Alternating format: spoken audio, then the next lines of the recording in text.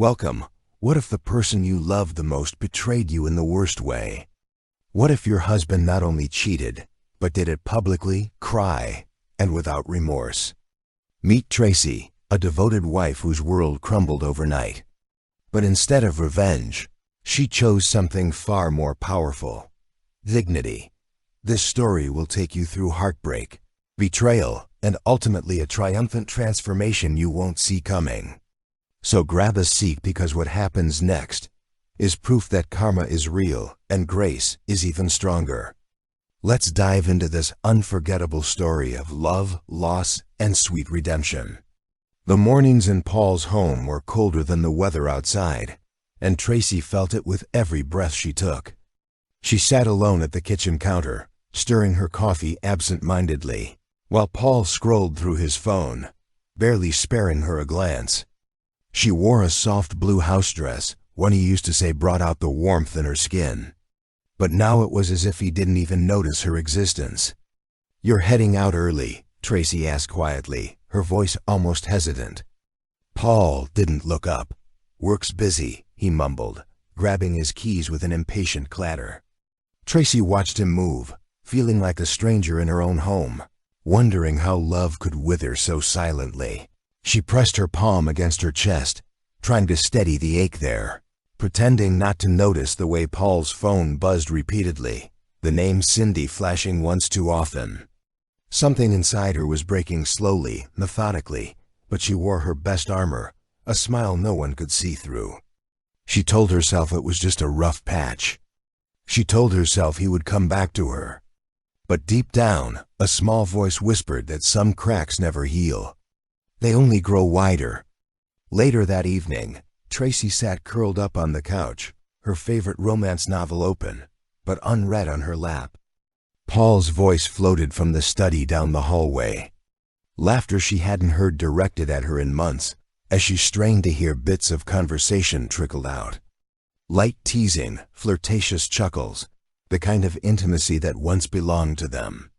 Her heart twisted painfully. She stood up, walking quietly toward the door, but before she could knock, she froze at the sound of Paul's voice. "Yeah, don't worry. Should come to the reunion," he was saying. "I want everyone to see what I traded up for." Tracy's breath caught. She backed away slowly, her vision blurring. He wasn't just ignoring her. He was plotting to humiliate her. Tears burned her eyes, but she wiped them away fiercely. She wouldn't cry for a man who didn't see her worth. She wouldn't break. Not yet. In that moment, standing in the dim hallway of a home that no longer felt hers, Tracy made a silent vow to herself. Whatever storm was coming, she would survive it quietly, gracefully. She would endure, and when the time came, she would rise. Cindy leaned against the edge of Paul's mahogany desk. Her crimson lips curved into a smirk as she scrolled through pictures on her phone. "You're seriously still letting her walk in there beside you?" she purred, tossing her glossy hair over her shoulder. Paul glanced up, the faintest trace of irritation on his face. "She's harmless," he muttered. But Cindy wasn't having it.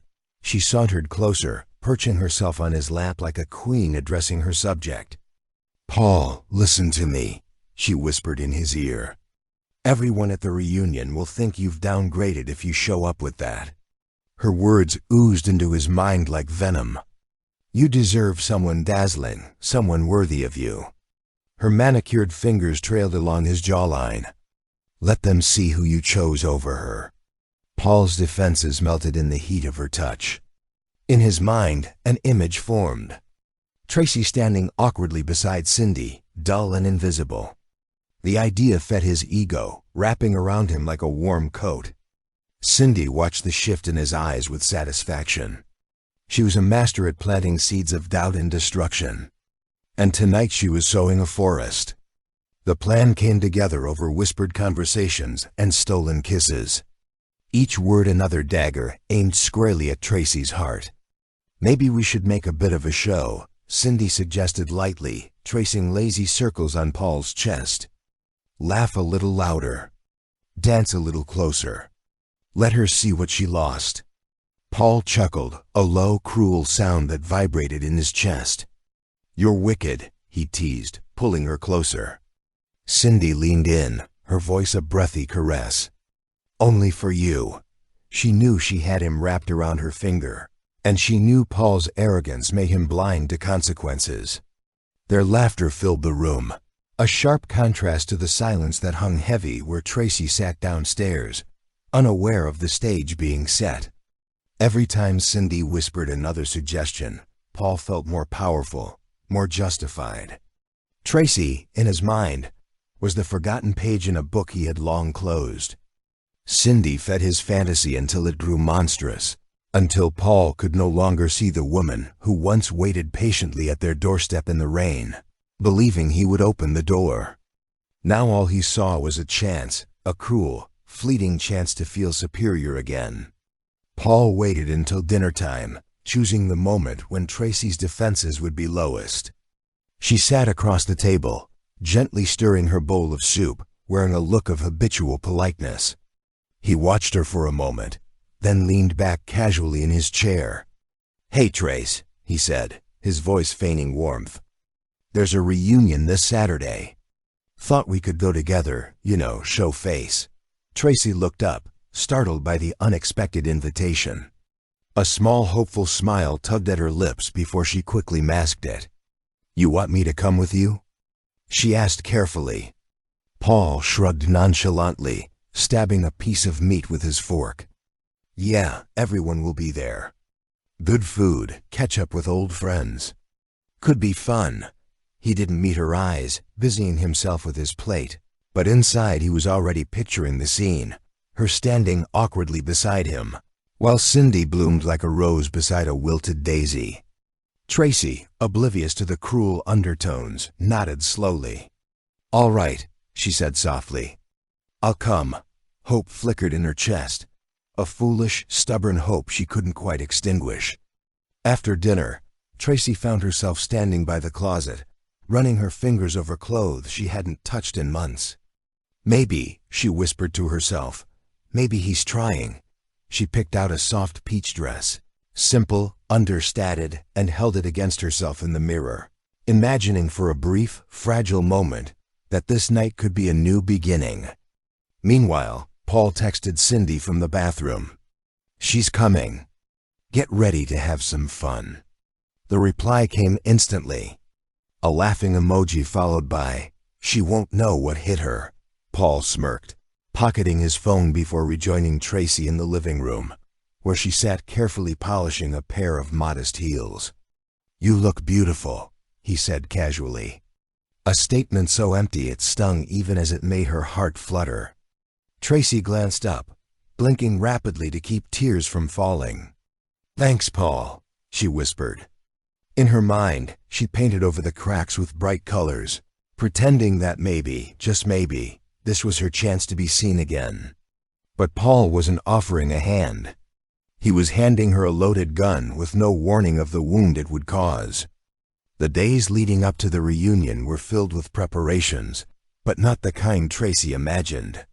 Paul and Cindy met secretly at a downtown cafe, laughing over lattes as they mapped out every painful moment.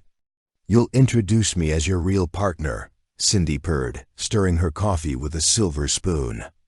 "And I'll make sure everyone knows Tracy's just tagging along out of pity." Paul leaned back, arms crossed, a cruel smile tugging at the corners of his mouth. "She won't even see it coming," he said smugly. Cindy giggled, tapping her manicured nails on the table. "Exactly. And when they see how radiant we look together," she trailed off, letting the image hang between them like a twisted dream. Paul nodded. "It'll be a night to remember." Their laughter mingled with the clink of cups and the hum of oblivious patrons, a sharp, ugly sound beneath the cafe's soft music. Every word they exchanged was another step in a dance of betrayal, choreographed with precision and venom. Meanwhile, Tracy spent her evenings meticulously ironing her chosen dress, smoothing every wrinkle with trembling hands. She applied a homemade face mask, hoping the tiredness in her eyes would fade by Saturday. "Maybe Paul will see me again," she thought, pressing a hand to her chest where hope still stubbornly bloomed. She hadn't told anyone about the reunion, wanting to believe it would be a quiet, healing night. In the quiet of her bedroom, she rehearsed small smiles and light conversations, reminding herself how to blend into a crowd without disappearing completely. She didn't see the trap being laid before her feet. She didn't hear the whispers, the mocking laughter that would greet her. All she carried was her fragile faith that somehow she still mattered to the man she once called her world. In her innocence, she polished her shoes a second time, checking herself in the mirror. "You're enough, Tracy," she whispered, offering herself the comfort Paul no longer did. "You're enough."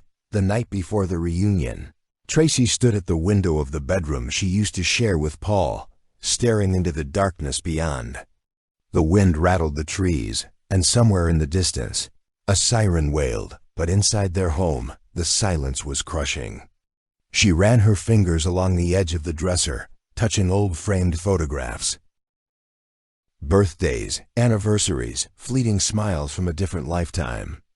A lump formed in her throat as she lifted one of the frames, their wedding photo, and studied the woman she used to be. Full of hope, full of life. She pressed the frame to her chest for a moment, breathing in the memories before quietly setting it face down. Somewhere along the way, Paul had stopped seeing her. Somewhere along the way, he had stopped loving her. Yet foolishly, Tracy had continued believing that if she just held on tighter, he might remember who she was. "Tomorrow," she whispered to herself. "I'll remind him, not with anger, not with tears, just by being the woman he had forgotten how to love." She reached for the simple silver necklace Paul had once given her, slipping it around her neck like fragile armor. Downstairs, Paul was sprawled across the sofa, laughing into his phone, oblivious to the ache pulsing through the house. "Yeah, bro. Just wait till you see her. She's a shadow of herself," he said, his voice low and mocking. "Cindy's going to shine beside her like a damn spotlight." Tracy heard the muted chuckle and clenched her hands into fists, willing herself not to cry. Instead, she tiptoed back upstairs, each step heavier than the last. In the bathroom, she brushed her hair in silence, smoothing the strands into a soft twist at the nape of her neck. She didn't see the woman Paul saw. She saw resilience. She saw survival. Tomorrow wasn't about revenge. It was about walking into a room full of people who counted her out and refusing to let their whispers crush her. Tomorrow she would no longer be the forgotten wife. Even if she was invisible to Paul, she would see herself, and maybe, just maybe, that would be enough. As she turned out the light, the shadows swallowed her form. But inside her chest, a stubborn ember of dignity still burned. In a quiet part of town, nestled between glass towers and bustling cafes, Tracy climbed the stairs of a modest office building. Her palms were sweaty, her heart pounding with nervous excitement.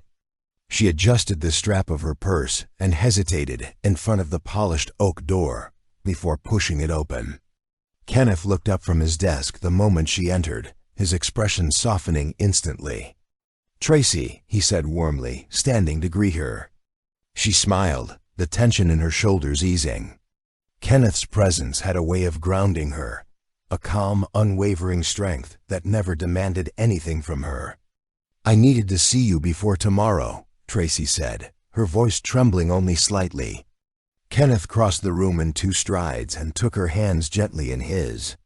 "You don't owe them anything," he said quietly. "You don't have to prove a thing." Tracy shook her head. "I know, but I have to face it for myself." Kenneth studied her, pride flickering in his deep-set eyes. "Then you won't do it alone," he promised. They sat together by the wide window, the city light stretching into the horizon. Tracy leaned into Kenneth's steady presence, feeling the strength she had been denied for so long. "Paul thinks he's walking me into a trap," she said bitterly, twining her fingers together. Kenneth's jaw tightened. "Let him think that," he replied. "It'll make it all the sweeter when he realizes you're far beyond his reach." Tracy smiled faintly. "You're not coming tomorrow," she said, more as a question than a statement. Kenneth chuckled lowly. "You said you wanted to handle this your way. I'll be there, but only if you want me visible." Tracy's eyes shimmered with emotion. "Stay hidden," she whispered. "Let me show him without saying a word." Kenneth lifted her hand to his lips, brushing the kiss across her knuckles. "You're the strongest woman I've ever known, Tracy," he murmured. "No matter what happens, remember you are not defined by their cruelty." Tracy blinked back tears, nodding silently. For the first time in months, she didn't feel small. She felt seen, cherished. And tomorrow she'd carry that unseen strength like a crown. The memory of their wedding was tucked safely within Tracy's heart, a quiet treasure few knew about. It had been a crisp autumn morning, the kind where the sun kissed the earth, but the wind kept it honest. She had worn a simple white dress, no frills, no crowd, just a soft silk gown that fluttered around her ankles. Kenneth had waited for her under a sprawling oak tree in the garden of a small country inn, dressed not in a tuxedo, but in a dark tailored suit that made his eyes seem even warmer. Tracy had walked towards him barefoot, clutching a bouquet of wild flowers, her heart pounding with disbelief that after everything, after Paul's indifference, after the loneliness that clawed at her, someone wanted her. "I'm not marrying your past, Tracy," Kenneth had said as he placed a ring on her finger. "I'm marrying your future." She had cried then, not out of sadness, but out of the overwhelming, frightening, beautiful reality of being chosen. Truly chosen. Back in the present, Tracy sat by the window with a small velvet box in her lap. The wedding band Kenneth had given her. She turned it over between her fingers, a bittersweet smile playing at her lips. It was not flashy or heavy with gemstones. It was simple, elegant, full of meaning, just like the love they shared. They had agreed to keep their marriage quiet until Tracy felt ready to let go of her old life fully. She hadn't wanted her new beginning overshadowed by whispers of scandal or pity. Kenneth had understood without question. He had never pushed, never demanded she hurry her healing. As she looked at the golden band now, Tracy thought about the reunion and the cruel trap being set for her. They didn't know the woman walking into that hall wasn't the battered soul they had left behind. They didn't know she was no longer alone. With a deep breath, Tracy slipped the ring back into its box and tucked it into her purse. It wasn't time to reveal that part yet. Tomorrow was about standing tall. Not for them, but for herself. The next morning, Kenneth stood in the kitchen of their private penthouse, brewing coffee the way Tracy liked, a soft blend with a hint of vanilla. His movements were unhurried, deliberate, like a man who had mastered patience in a world always rushing. When Tracy entered barefoot and in one of his oversized shirts, he simply smiled and handed her a cup without saying a word. She accepted it with both hands, drawing warmth from more than just the coffee. "You don't have to do this," she said softly, her eyes searching his. Kenneth leaned against the counter, arms folded, watching her with a gaze that never wavered. "I know," he replied simply. "But I want to remind you every moment that you're not walking into that room alone." Tracy sipped her coffee, letting the rich flavor anchor her fraying nerves. "Even if they laugh?" she asked quietly. Kenneth's eyes darkened, but his voice remained steady. "Especially if they laugh," he said. "Their ignorance doesn't diminish your worth. It exposes theirs." Later, as Tracy packed her simple jewelry and chosen dress into a small garment bag, Kenneth came up behind her, resting his hands lightly on her shoulders. "You have nothing to prove," he said again, his voice a low reassurance against the rising tide of doubt she tried so hard to contain. She closed her eyes for a moment, feeling his certainty seep into her skin like sunlight. "I know," she whispered, though her heart still trembled. Kenneth turned her gently to face him, his thumb brushing over her cheekbone. "Let them see a woman they couldn't destroy," he said. "Let them regret ever underestimating you." Tracy swallowed the lump in her throat. "You really believe in me that much?" Kenneth smiled. That rare, breathtaking smile he saved only for her. I believe in you more than you believe in yourself. But that's all right. Until you do, I'll believe enough for both of us. Tracy laughed, a sound that was half sob, half relief, and buried her face in his chest. In that quiet, unbreakable embrace, she found her answer. She wasn't walking into a war to fight. She was walking into a room already victorious. They just didn't know it yet. Tracy stood before the full-length mirror, slipping into the dress she had chosen with trembling hands. It wasn't a grand gown dripping with diamonds or stitched with designer labels. It was a soft dove-gray piece, hugging her body in just the right places without shouting for attention. The neckline was simple, the hemline modest, but the way it floated around her ankles made her feel ethereal, untouchable. She ran her fingers lightly across the fabric, letting its softness remind her that strength didn't always roar. Sometimes it whispered. Kenneth leaned against the doorway, watching her silently. "You're beautiful," he said, reverence lacing every syllable. Tracy turned toward him, smoothing down the sides of the dress. "It's plain," she said with a small, almost self-conscious shrug. Kenneth shook his head. "No, Trace, it's perfect. You don't need glitter to outshine them. You already do." His words settled over her like a protective veil, calming the storm brewing in her chest. Tracy turned back to the mirror, her reflection meeting her gaze with surprising steadiness. She pinned her hair into a low, loose bun, letting a few soft strands frame her face. She chose a single pair of pearl earrings, a quiet nod to her mother's elegance, and slipped her feet into simple nude heels.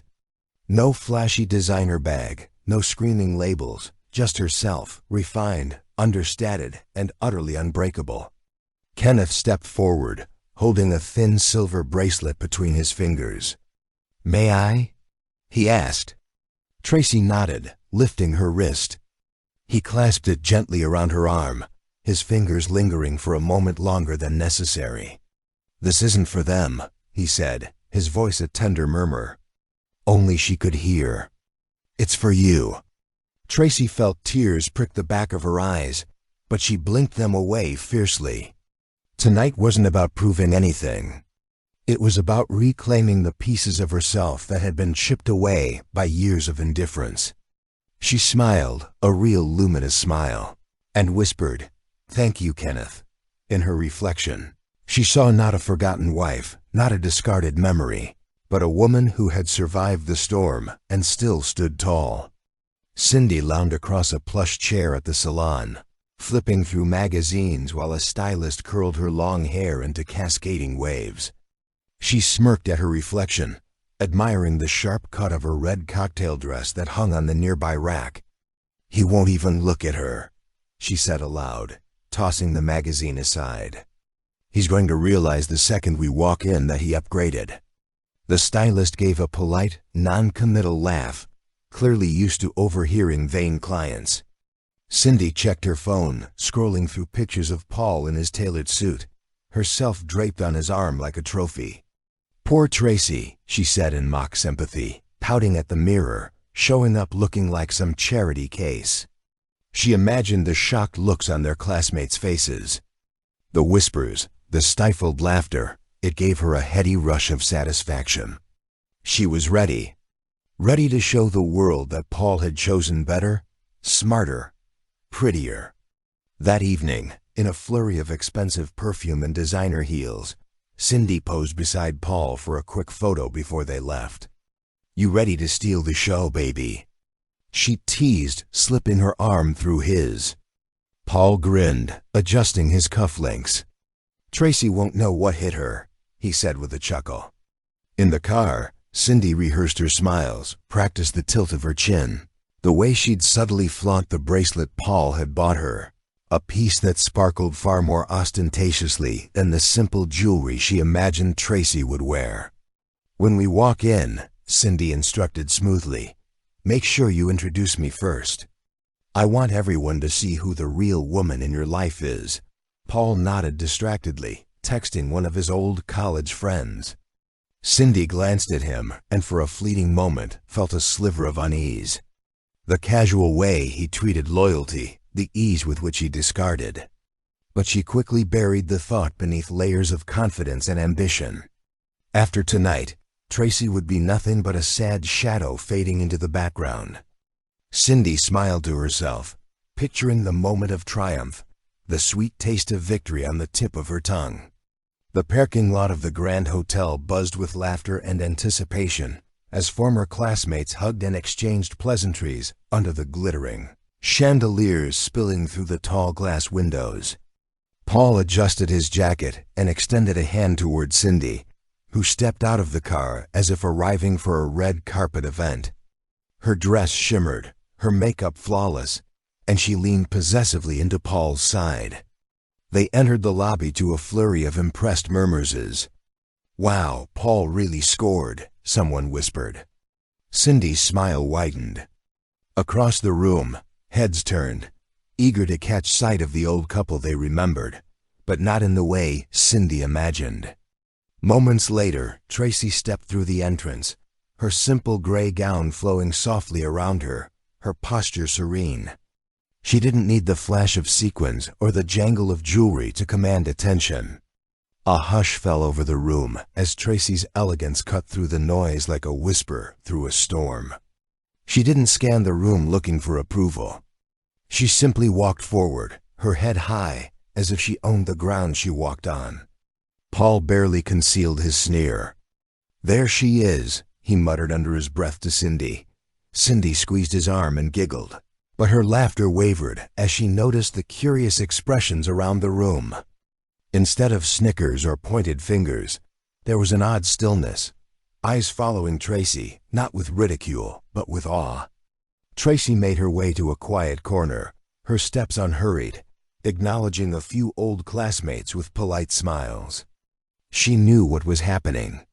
She could feel the subtle shift in the air. They had expected a ghost of a woman, beaten down, desperate. Instead, she gave them grace and dignity. As she stood by the refreshment table, a few women approached hesitantly, offering guarded compliments. "You look different, Tracy," one murmured. "Beautiful," another added under her breath. Tracy simply smiled, the corners of her eyes soft. She didn't need to explain where she'd been, what she'd endured. Her presence spoke louder than any words. And though Paul and Cindy whispered feverishly between themselves, plotting how to turn the tide, Tracy had already won a silent victory, one they hadn't even realized was unfolding. It started small, a ripple barely noticeable at first. A couple near the bar leaned in, whispering behind raised glasses. The group by the stage exchanged glances before murmuring among themselves. One by one, old classmates who hadn't seen Tracy in years found themselves caught off guard by the quiet power she carried. She wasn't the timid, shrinking woman many remembered. There was a strength in her posture, a peace in her smile that couldn't be faked. "I heard she's doing really well now," a woman in a navy blue dress whispered to her husband. "Better than Paul, that's for sure." Another group huddled near the punch table, speculating about Tracy's life. "She doesn't look like someone struggling," a man muttered, furrowing his brow. "Look at that ring on her finger. That's not cheap." His friend nodded thoughtfully. The murmurs traveled like wildfire, spreading doubt, curiosity, and grudging admiration. Paul, oblivious to the growing stir, was too busy basking in the early attention he and Cindy received. Cindy, however, caught the shifting undercurrent. She tugged at Paul's sleeve. "They're staring," she hissed under her breath, eyes darting nervously around the room. "Good," Paul said smugly, smoothing down his jacket. Let them see what they missed out on. But Cindy wasn't so sure anymore. She noticed how women looked at Tracy, not with pity, but with a strange kind of respect. Men, too, glanced at her longer than was necessary, their conversations momentarily stalling when she passed by. Even the event organizer, a respected alumnus named Jordan, made a beeline for Tracy, offering her a warm, deferential greeting. "Tracy, Jordan said warmly, shaking her hand. "It's been far too long. You look incredible." Tracy smiled, sincere but reserved. "Thank you, Jordan. It's good to see everyone again." Paul scowled from a distance, irritation simmering under his skin. Things were not going the way he had imagined. Cindy squeezed his arm tighter, her nails digging in. Both of them silently realizing that the woman they thought they'd crushed had somehow risen far above their reach. Desperation brewed in Cindy's chest as she watched Tracy move through the room, collecting glances and hushed admiration without even trying. She couldn't allow this narrative to settle. It was supposed to be her night. With a sugary smile pasted on her face, Cindy tugged Paul along toward the small gathering where Tracy stood. "Oh my gosh, Tracy." Cindy gushed loudly, drawing attention. "You made it." The falselessness in her tone was so thick it practically oozed onto the marble floor. Tracy turned slowly, her smile polite but cautious. "Hello, Cindy," she said softly, giving nothing away. Cindy pressed on undeterred. "It's so good to see you," she said, looping her arm through Paul's and leaning her head on his shoulder dramatically. "We were just talking about how brave you are for coming tonight. You know, after everything." Her voice dropped into a sickly sweet tone that barely concealed the venom. A few people nearby pretended not to listen, but their ears were tuned in, catching every syllable. Tracy's heart hammered against her ribs, but she kept her face serene. She tilted her head slightly, her voice steady as she replied, "Life has a way of teaching you resilience, Cindy." Cindy blinked, momentarily thrown off by Tracy's calmness. Paul, emboldened by Cindy's jab, chuckled under his breath. "Well, I guess not everyone gets a fairy tale ending, huh?" he said loudly enough for several nearby guests to hear. A few awkward laughs escaped, but the tension was palpable. Tracy smiled gently, her eyes glinting with something unreadable. "True," she said, sipping her drink slowly. "But sometimes what looks like an ending is just the beginning of something far more beautiful." Her words hung in the air, cutting sharper than any insult Cindy or Paul could have crafted. The little cluster around them grew silent, exchanging looks. Cindy's fingers dug harder into Paul's arm, panic flickering across her face. She had swung the first punch, expecting Tracy to crumble, but instead she had exposed her own desperation for all to see. And Tracy stood taller, steadier, her quiet dignity louder than any cruel word could ever be. From across the banquet hall, hidden among a group of investors and alumni, Kenneth stood silently with a glass of champagne in hand. His tailored dark suit hugged his broad shoulders effortlessly, his expression unreadable, yet somehow commanding. He kept his distance, respecting Tracy's wishes, but his eyes never strayed far from her. He watched as she navigated each passive-aggressive comment with poise, never raising her voice, never showing the crack that trembled beneath the surface. Kenneth's fingers tightened around the stem of his glass when Paul threw his head back in another boisterous laugh, showing off like a clown desperate for attention. A man beside Kenneth, an old professor, leaned over, unaware of Kenneth's connection. "Pity about Tracy," he said. "Paul really threw her under the bus years ago. Look at her now, though. She's unbreakable." Kenneth nodded slightly, pride swelling quietly inside him. He would remain in the shadows tonight. But he knew if Tracy stumbled even a little, he would be there to catch her before she ever hit the ground. Meanwhile, Tracy felt the heat of the room closing in on her. Though she smiled and nodded politely at conversations, the strain pressed against her ribs like a vice. Her gaze flickered instinctively across the room. And there, partially hidden by the crowd, she caught a glimpse of Kenneth. Their eyes locked for a fleeting heartbeat, and it was enough. In that small secret exchange, she drew breath again. She straightened her spine and let herself exhale slowly, feeling anchored by the silent encouragement pouring from him. No one else noticed, and that was the beauty of it. Kenneth wasn't here to parade around or steal the moment. He was here solely for her, a living reminder that she was loved beyond measure, even when surrounded by those who once celebrated her downfall. Tracy turned back to the group she was speaking with, her voice stronger, her laughter lighter. She didn't need to fight fire with fire. She had something far more devastating: quiet, unstoppable resilience, and an unseen champion who believed in her even when she had forgotten how to believe in herself. Feeling the crowd's shifting attention, Paul decided to escalate his performance, oblivious to the undercurrents he was stirring.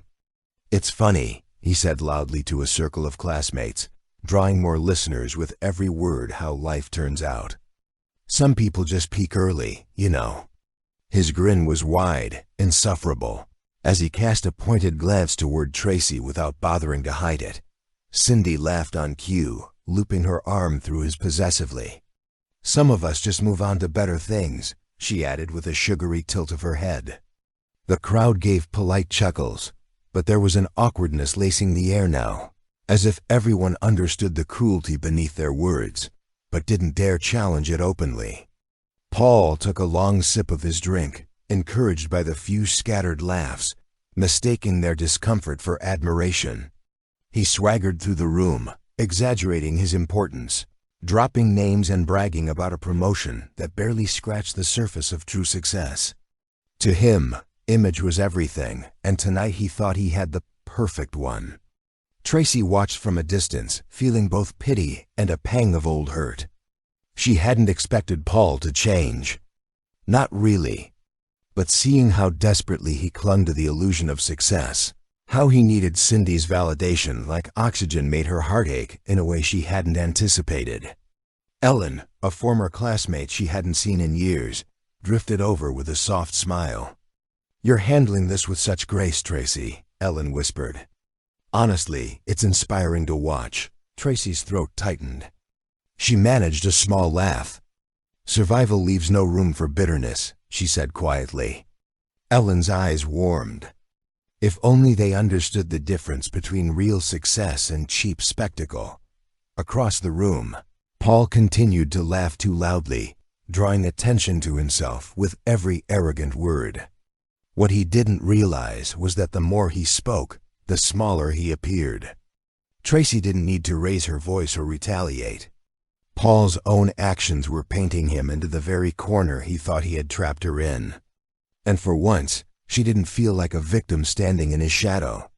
She felt like someone who had finally stepped out into the light. As the evening wore on, the energy in the room shifted further from polite tolerance to barely concealed intrigue. Ellen, sipping her wine thoughtfully, decided she had seen enough. She drifted into a conversation nearby, dropping a comment loud enough to catch ears. "It's amazing how far Tracy's come considering everything she endured," she said lightly. A few heads snapped up. "You know," Ellen continued, her tone artfully casual, "some people think they're climbing ladders, but it turns out they've been digging holes instead." The meaning wasn't lost on anyone. Paul, hearing the ripples of laughter that followed, felt his face tighten. He turned sharply toward Tracy, only to find her laughing gently at something Jordan was saying, her eyes crinkling at the corners, her body language effortless. She didn't look broken. She didn't even look bruised. She looked free, and it scared him in a way he hadn't expected.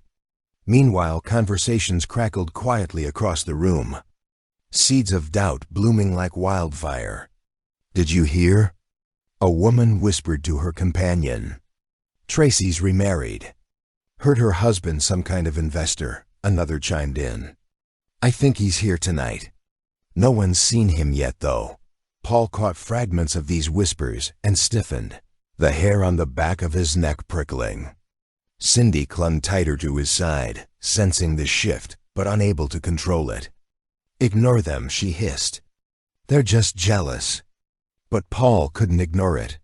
He saw the way the tide was turning, not because Tracy was shouting for attention, but because her very presence made their petty cruelty look cheap. Ellen approached Tracy again, her smile laced with meaning. "Some people shine brightest when they stop waiting for permission," she said softly. Tracy smiled, tucking a loose strand of hair behind her ear. "Maybe some lights are meant to burn quietly," she replied. "The right time comes."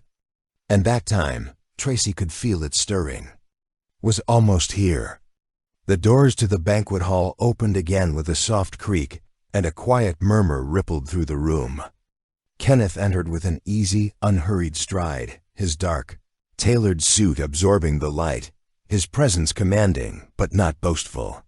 He moved among the guests with effortless grace, exchanging polite nods, a faint smile playing on his lips. To most people, he appeared to be just another successful businessman, aloof, mysterious, untouchable. But a few sharp-eyed guests noticed how the air shifted subtly around him, how conversations paused when he passed by. Without announcing himself, Kenneth's aura demanded respect. He found a spot near one of the tall windows, deliberately positioning himself where he could observe Tracy from a distance without drawing suspicion. To anyone else, he was simply another investor. But to Tracy, when she glanced up and found him there, it was as if the earth had steadied beneath her feet. Paul noticed the stir, the subtle glances people threw toward the newcomer, and curiosity gnawed at him. "Who's that?" he muttered to Cindy, who craned her neck slightly to look. "No idea," she said with a tight smile. "Probably another boring suit trying to show off." But Kenneth didn't parade himself. He didn't flash wealth or seek attention. Instead, it was his restraint, his composed silence that pulled eyes toward him like gravity. As people whispered guesses about his identity, Tracy moved easily through the crowd, exchanging quiet greetings. Her confidence no longer just a shield, but a natural part of her presence. She caught Kenneth's eye briefly, and the faintest tilt of his head told her everything she needed to know. "I'm here. I've got you." Tracy smiled softly to herself, her heart calming despite the mounting tension in the room. Tonight wasn't about showing off power. It was about owning the quiet, relentless strength that had carried her through the darkest storms. And Kenneth was the silent pillar standing firm behind her. As Tracy mingled quietly, Ellen wasn't the only one rallying silently to her side. Former classmates who had once been bystanders, or even skeptics, found themselves unable to resist the urge to gravitate toward her. One by one they approached under the pretense of casual conversation, but their words carried more weight. "You've changed, Tracy," said James, an old classmate who had barely spared her a glance back in college. "It's admirable." Another Melissa leaned in with a wink. "I always thought you deserved better than what you got." Their voices were hushed, but the sincerity was unmistakable. Tracy listened politely, offering soft thank yous, her heart swelling with a complicated mixture of emotions, validation, sadness, and quiet triumph. These weren't just compliments. They were acknowledgments of battles fought in silence, of victories they could only now begin to understand. Paul and Cindy, standing off to the side, watched the shifting energy with increasing alarm. "What is happening?" Cindy hissed under her breath, her fingers clenching the stem of her wine glass. Paul shook his head, his mouth a thin, furious line. "They're just being polite," he said stiffly. But even he didn't believe it.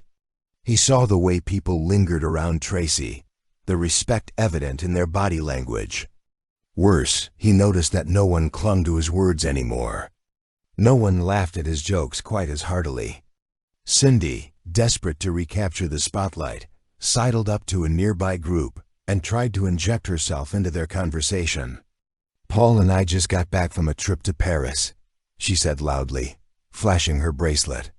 But the reaction was muted, distracted as the group's attention wandered inevitably back toward Tracy, standing in the center of it all. Tracy didn't gloat, didn't pin. She simply stood serene and luminous while the tide shifted irrevocably in her favor. Without raising her voice, without seeking vengeance, she was being elevated, not because she demanded it, but because she had earned it. Cindy's smile strained at the corners as she watched. Tracy commanded silent admiration without a single flashy accessory or desperate boast. Panic gnawed at her carefully constructed image, and she tightened her grip on Paul's arm. "Do something," she whispered harshly, her eyes darting around like a trapped animal's. Paul shrugged her off irritably, muttering, "You're the one who wanted the show, remember?" But Cindy knew if she didn't act fast, she would fade into the background like a wilted flower next to Tracy's effortless bloom. Driven by a mixture of fear and fury, she stepped deliberately toward Kenneth, who stood near the windows, quietly sipping his drink. She offered her brightest, most dazzling smile. "Hi there," she purred, extending a perfectly manicured hand. "I don't think we've met. Cindy, Paul's fiancée." Her voice dripped with sweetness, but her eyes were calculating, searching for a crack in Kenneth's armor she could exploit. Kenneth looked at her hand, then at her, his expression unreadable. Slowly, almost politely, he shook her hand and then immediately let go. "Kenneth," he said, his voice cool, offering nothing more. Cindy tilted her head, sensing that the usual charm offensive wasn't working. She laughed lightly, trying again. "You must be new around here. Stick with us. We're the life of the party," she said, fluttering her lashes shamelessly. Kenneth merely smiled thinly, his gaze already drifting past her, back to where Tracy stood, radiant even in her stillness. Realizing she was being dismissed without even a word, Cindy's cheeks flushed red with anger. She turned back to Paul, her steps stiff, her mouth set in a hard line. "Who is that guy?" she hissed. Paul frowned finally, truly noticing Kenneth's effortless power. "No idea," he muttered, but a sick feeling twisted in his gut. Cindy's desperation had backfired, and instead of dimming Tracy's light, all she had done was reveal just how small and desperate she herself had become. And the night wasn't even close to over yet. The soft clinking of glasses drew everyone's attention as Paul swaggered to the center of the hall, a half-filled wine glass raised high. His voice, slightly slurred from too much champagne, rang out with forced cheerfulness. "Everyone," he called, flashing a wide grin. "Can I get your attention for just a minute?" Conversations died down reluctantly, a hush falling over the room. Tracy froze where she stood, her fingers curling lightly around her glass, already sensing the cruelty lining Paul's words before he even spoke them. Cindy beamed proudly by his side, clearly believing the moment would finally cement their triumph. Paul cleared his throat dramatically, his eyes gleaming with mischief. "Let's raise a glass," he said loudly, pausing to sweep the room with his gaze. "To resilience, to bouncing back after life's little setbacks." His eyes locked onto Tracy, the message unmistakable. Some guests chuckled uncomfortably, others shifted awkwardly, sensing the ugliness beneath his joke, but unsure how to react. Before the silence could thicken into humiliation, a second glass lifted into the air, steady, deliberate, and commanding attention without a single word. Kenneth stepped forward from the side of the room, his presence instantly drawing eyes like a magnet. "I'll drink to that," he said calmly, his voice cutting cleanly through the tension. But unlike Paul's mockery, there was nothing cruel in Kenneth's tone. He turned to face Tracy fully, lifting his glass a little higher. "To those who rise stronger, who wear their scars like armor, and whose worth isn't measured by those too small to recognize it." The room seemed to hold its breath for a beat. No one moved. Then slowly, murmurs of agreement and scattered applause broke out. Tracy's heart hammered in her chest as her eyes met Kenneth's across the crowd. Steady, sure, unshakable. Paul stood frozen, his smirk faltering, confusion clouding his features. Cindy's mouth opened and closed like a fish gasping for air. In a single effortless move, Kenneth had taken Paul's weapon and turned it into a shield for Tracy, and the room, once leaning toward mockery, now leaned toward awe. Paul's hand lowered slowly, his smirk collapsing into a tight, sour grimace.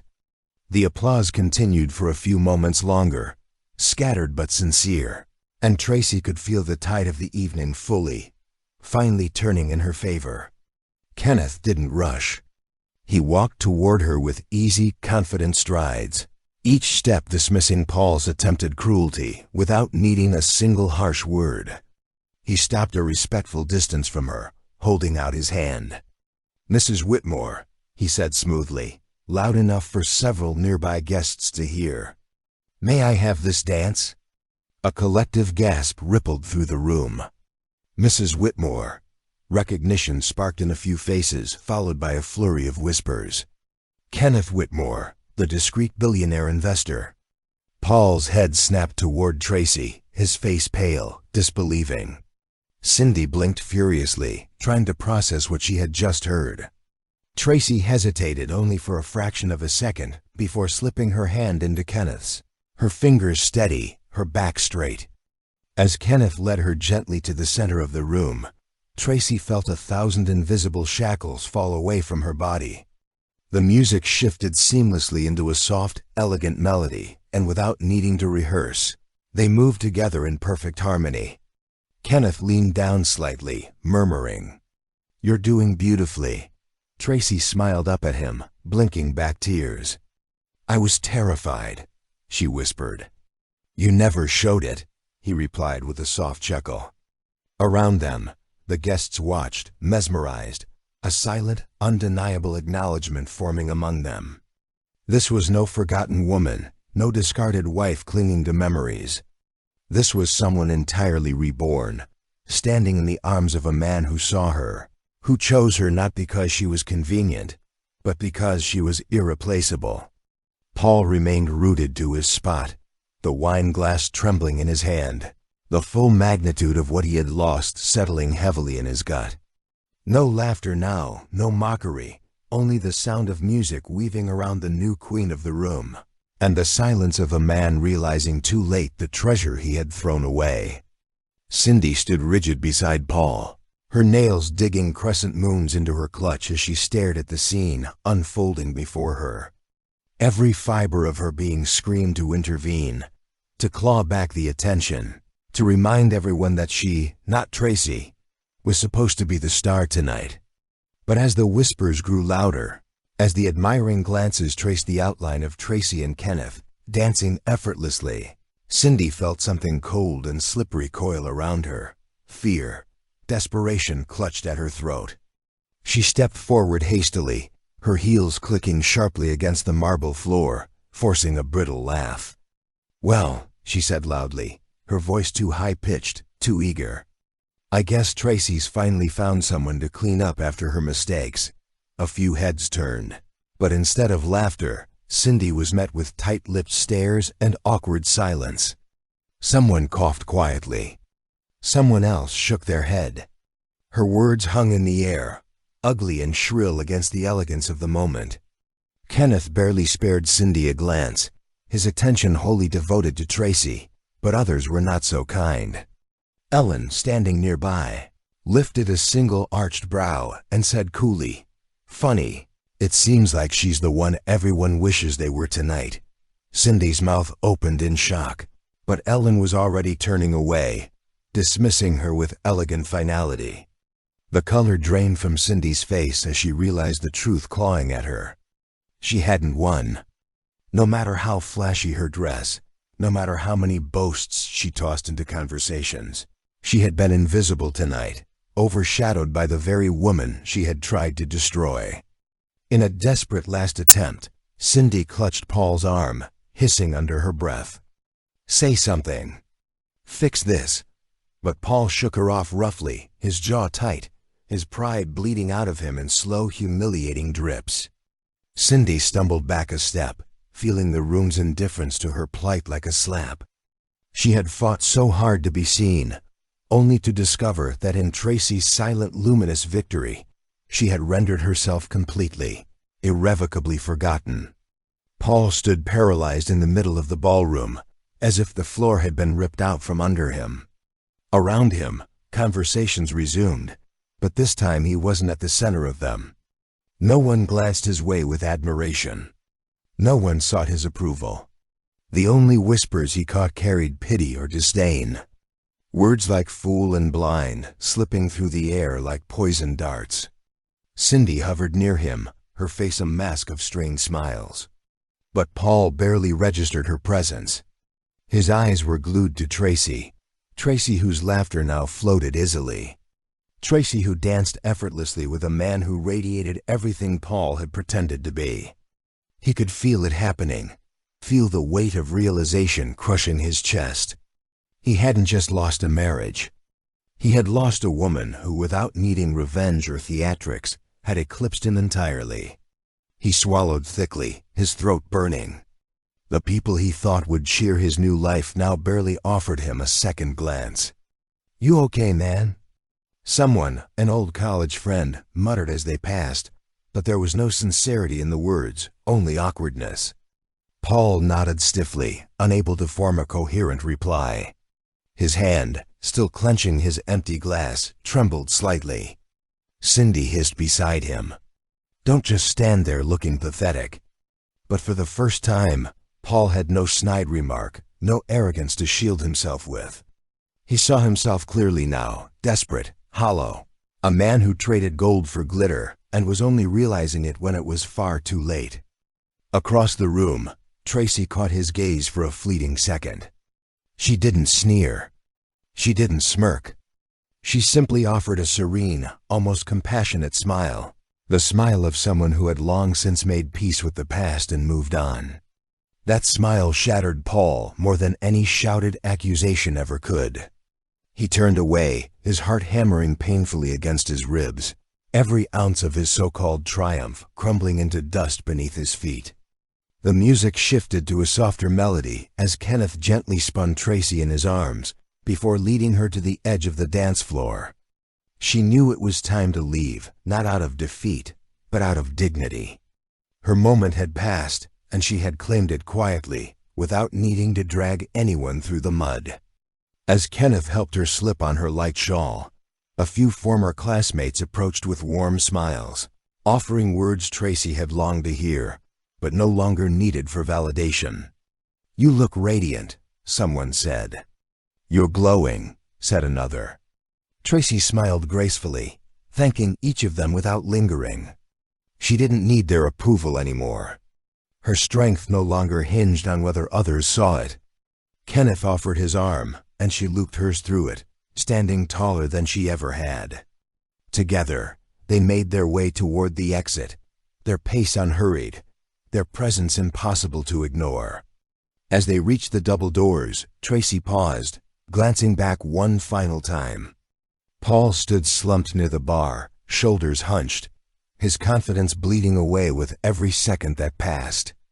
Cindy clung desperately to his side, her fake laughter louder than necessary, but no one seemed to be listening.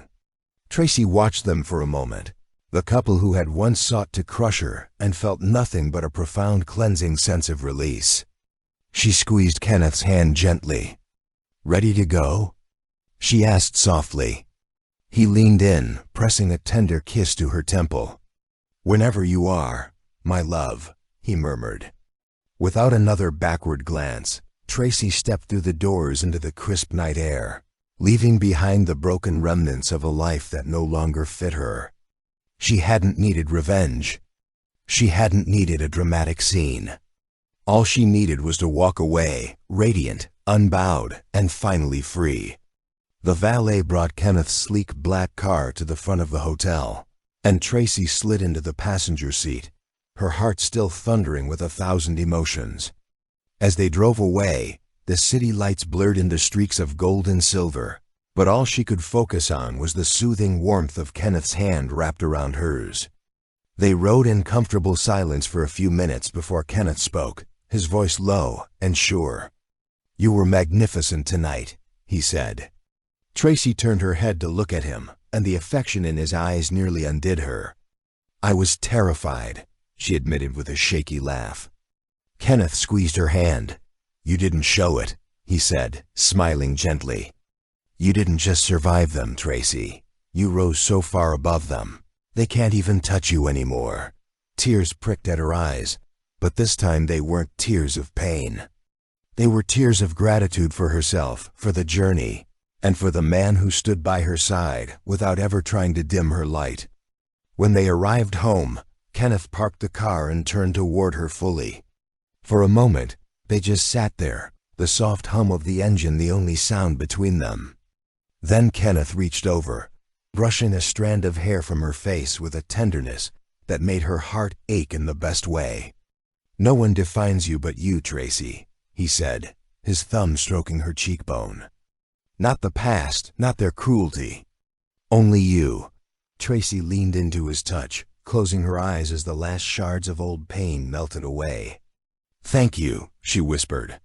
Kenneth leaned forward, resting his forehead gently against hers.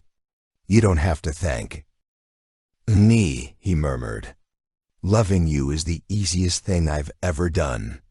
Wrapped in the safety of his embrace, Tracy allowed herself a rare, unguarded moment of peace. She had faced the storm, and she had emerged stronger, loved, and finally completely whole. Paul stumbled back into his apartment well after midnight, the heavy door slamming behind him with a dull thud that echoed in the empty space. He dropped his keys onto the counter and stared blankly around the cold minimalist decor, suddenly feeling more like a prison than a home. Cindy had left earlier, furious and embarrassed, muttering about needing space, but Paul barely heard her. His mind was stuck replaying the night in excruciating detail. Tracy's grace, Kenneth's effortless dominance, the whispers that followed him like a death sentence. For the first time in years, he was truly alone, and the silence pressed against him from all sides. He poured himself a drink, the glass clinking against the bottleneck as his hand trembled.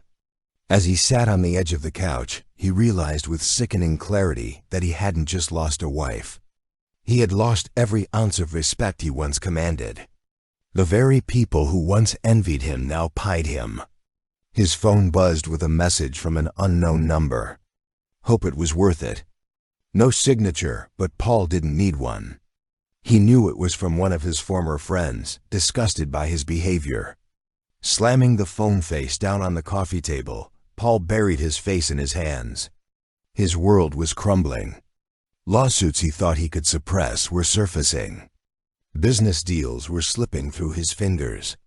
Colleagues who once greeted him with admiration now offered tight, polite nods and whispered behind his back.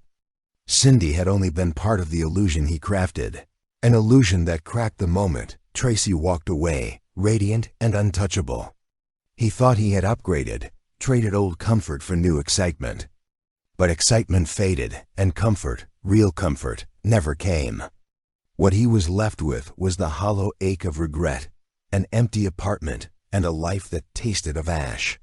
He hadn't just lost Tracy, he had lost himself, and he didn't know how to find his way back. Meanwhile, Cindy's carefully curated image began unraveling faster than she could contain it. After the reunion, word spread like wildfire through their social circles.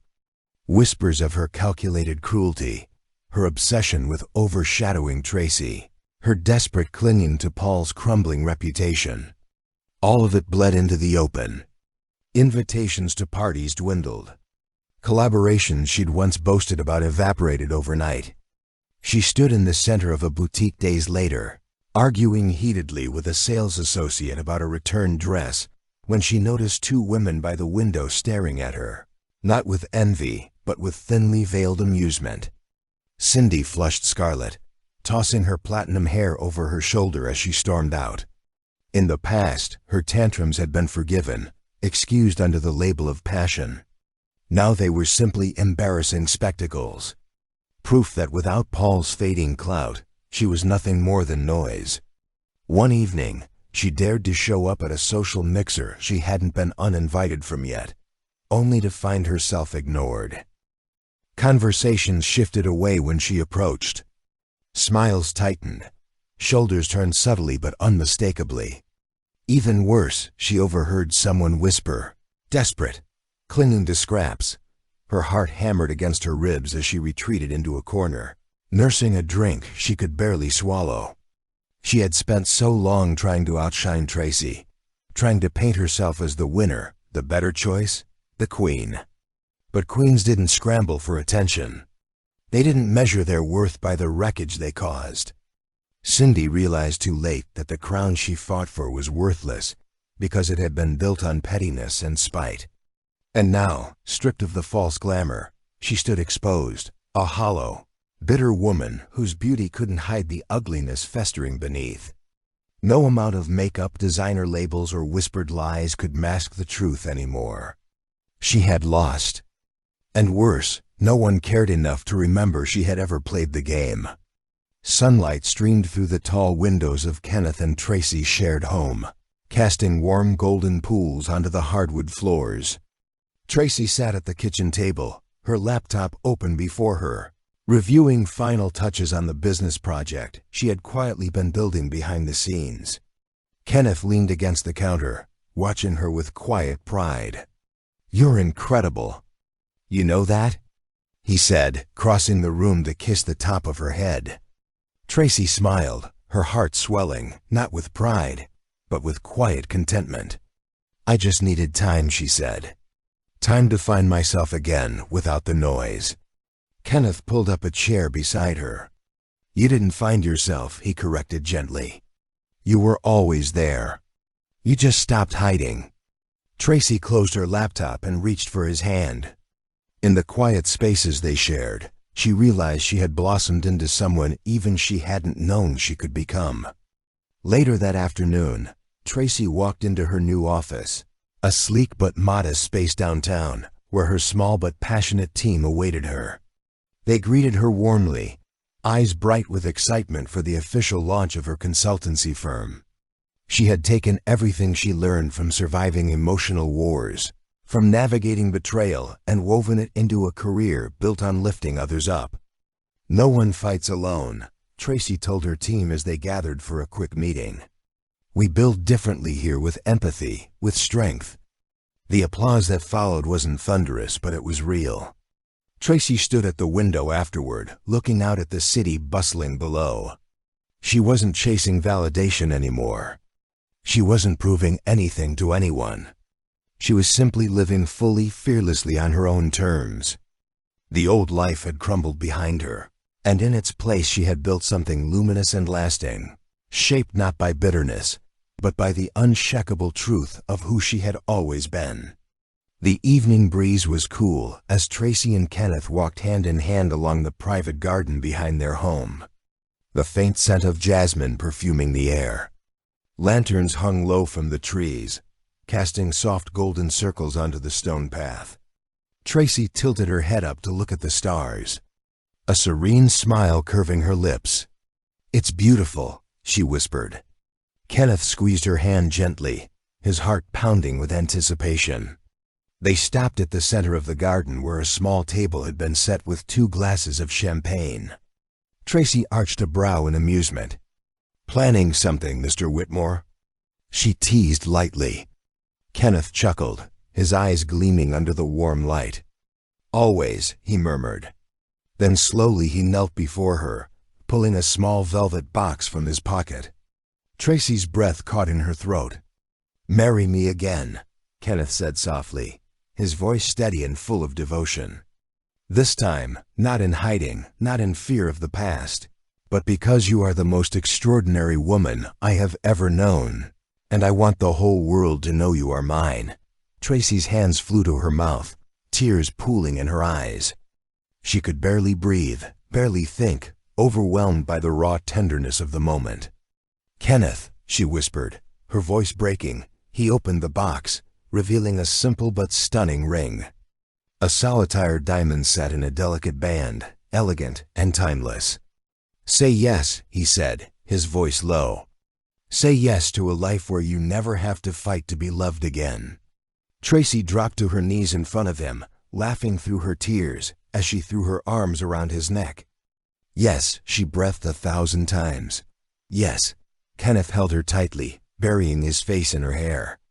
And in that quiet garden under the stars, without fanfare or witnesses, they promised each other a life built on respect, healing, and an unbreakable love that asked for nothing but their truest selves. Weeks later, Tracy found herself standing at another gathering, but this time it was different. It wasn't a reunion of old classmates or a confrontation of old wounds. It was a small, intimate party Kenneth had thrown for friends and family to celebrate their new chapter. Soft jazz played in the background. Laughter floated through the air, and the scent of fresh roses filled the bright sunroom where guests mingled warmly. Tracy wore a soft cream dress that flowed around her like a whisper, her natural beauty shining without effort. Kenneth, never far from her side, introduced her proudly to everyone. Not as someone who needed defending, not as someone who had to earn their place, but simply as his beloved wife. "She's the heart of everything good in my life," Kenneth said in a quiet conversation with an old friend, unaware that Tracy overheard. Her heart swelled so much she thought it might burst. Later, as the crowd thinned and evening deepened into a warm, velvety night, Tracy and Kenneth stepped out onto their balcony, overlooking the sparkling city. Tracy leaned against the railing, the cool air brushing against her skin, feeling more alive than she ever had before. "If someone had told me a year ago I'd be standing here, I wouldn't have believed them," she said, her voice soft and full of wonder. Kenneth wrapped his arms around her from behind, resting his chin on her shoulder. "You were always meant for more, Tracy," he said. "You just needed to walk away from the people too small to see it." She smiled, resting her hands atop his. "Thank you for loving me when I forgot how to love myself." Kenneth kissed the side of her neck tenderly. "You saved yourself," he whispered. "I just held the light until you could see it again." Together, they stood there in the gentle night, not needing grand declarations or noisy celebrations. Tracy's story reminds us all strength doesn't always scream. Sometimes it simply walks away with its head held high. When someone tries to break you, don't fight for a seat at their table. Build your own. And like Tracy, you'll find peace, love, and maybe even something better than you ever expected. If this story moved you, made you think, or made you cheer for Tracy, do me a favor, hit that like button. Share this video with someone who needs a reminder of their worth. And subscribe for more real, powerful stories like this. Your support helps keep these stories alive. Until next time, stay strong, stay kind, and remember, sometimes the best revenge is simply living well.